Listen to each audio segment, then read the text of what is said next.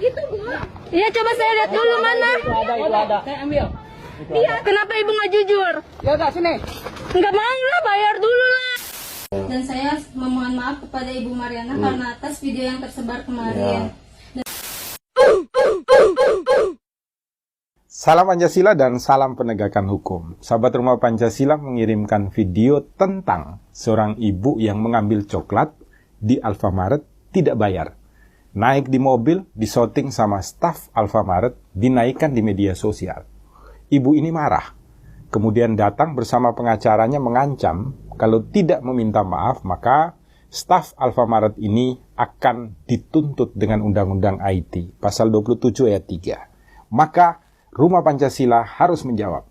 Yang pertama, Mbak yang menjadi staf Alfamart ini tidak dapat dituntut dengan Undang-Undang IT pasal 27 ayat 3. Kenapa?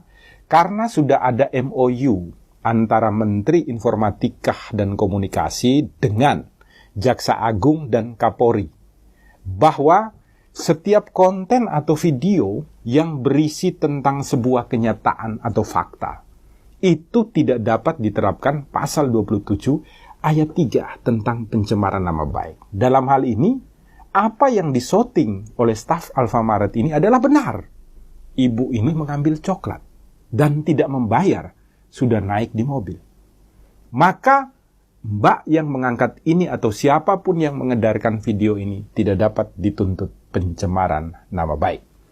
Poin yang kedua, apakah ibu ini bisa dituntut oleh staf Alfamart tersebut? Bisa.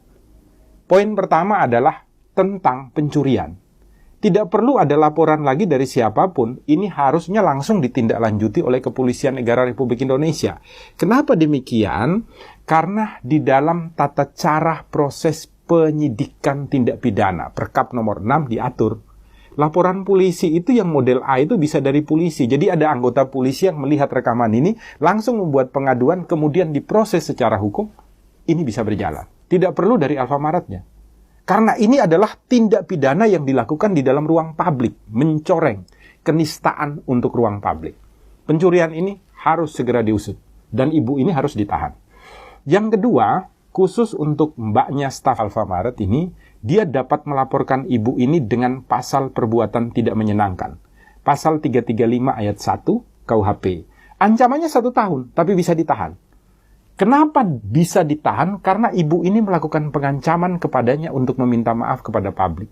Kalau tidak ada ancaman secara fisik atau nyata, Mbak atau staf Alfamart ini tidak mungkin akan meminta maaf melalui media sosial. Maka ini sudah memenuhi kategori sesuai dengan penyempurnaan yang dilakukan oleh Mahkamah Konstitusi terhadap pasal 335 ayat 1. Rumah Pancasila mendukung agar ibu ini diproses secara hukum. Karena melihat daripada gerak-geriknya, dia sangat-sangat tidak menyesal atas perbuatannya mengambil barang milik orang lain tanpa membayar. Jangan lupa, buka mata, buka telinga, buka hati, selalu berbuat baik di Rumah Indonesia, karena itu adalah perintah Pancasila, dan jangan suka mencuri barang milik orang lain.